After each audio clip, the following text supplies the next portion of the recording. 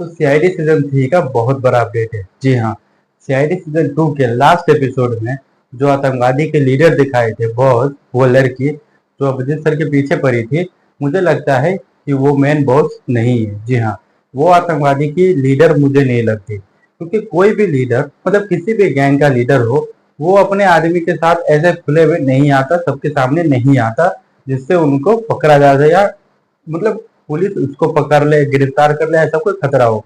तो इसीलिए मुझे लगता है कि वो मेन बॉस नहीं है, क्योंकि वो अगर बॉस होती तो सबके सामने आती नहीं।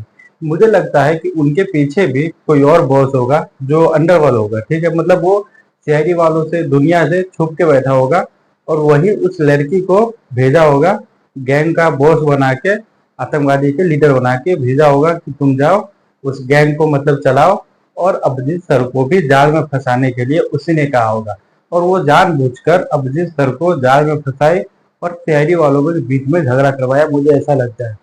क्योंकि और मुझे लगता है कि अभिजीत सर को या सीआईडी वालों को, सारे सीआईडी टीम को ये बात पता होगा कि ये लड़की मेन बॉस नहीं है, इसके पीछे भी और कोई बॉस है।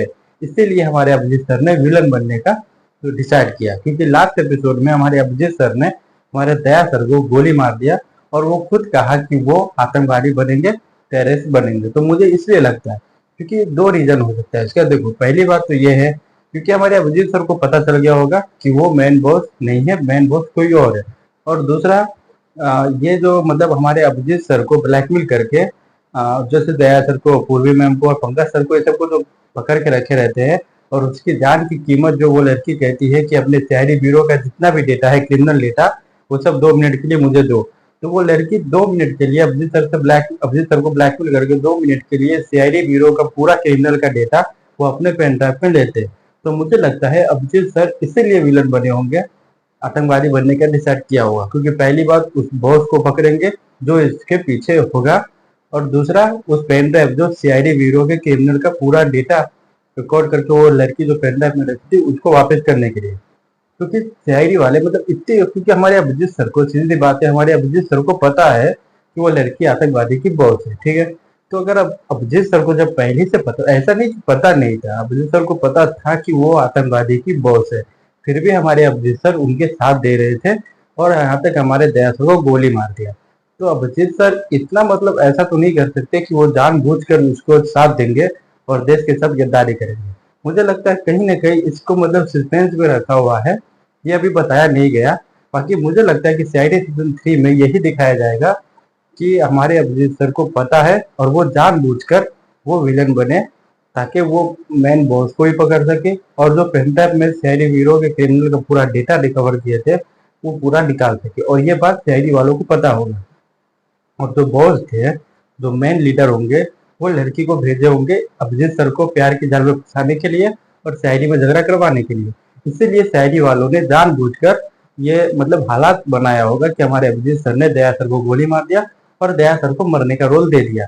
अब इससे बॉस कोई ना कोई गलती करेगा और उसको ऐसा लगेगा कि वाकई ही अभिजीत सर विलन बन चुके हैं और वो आतंकवादी वाला काम करेंगे, अब देश के दुश्मन हो जाएंगे और वो हमारा साथ देंगे। इसीलिए सीआईडी वालों ने भी ये चाल चला होगा, क्योंकि हमारे अभिजीत सर एक सीआईडी ऑफिसर है। और ऐसे बहुत से एपिसोड में हमें दिखाया हुआ है, शुरुआत में तो ऐसा लगता है कि अभिजीत सर या दया सर, ये सीआईडी का कोई मेंबर मतलब विलन बन चुका है, पर लास्ट में हमें दिखाया जाता है कि सीआईडी वालों की चाल थी मुजरिम को पकड़ने के लिए।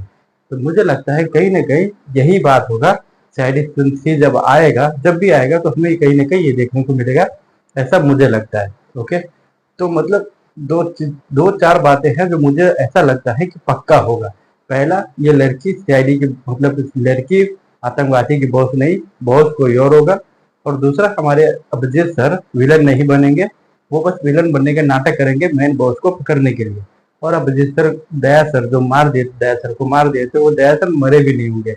तो अगर इस तरह से ऐसा होता है, अगर सीआईडी 3 में अगर दिखाया जाएगा, तो इससे क्या होगा कि मेन बॉस जो है वो पकड़ा भी जाएगा और जितने भी जो बम है, आरडीएक्स है, जो लड़की मतलब कहीं गायब कर दी तो शहरी वालों को नहीं मिला, वो भी मिल जाएगा। और इससे इसी तरह से हमारे अभिजीत सर विलन भी नहीं बनेंगे, ये बता देंगे कि वो नाटक कर रहे थे बॉस को पकड़ने के लिए।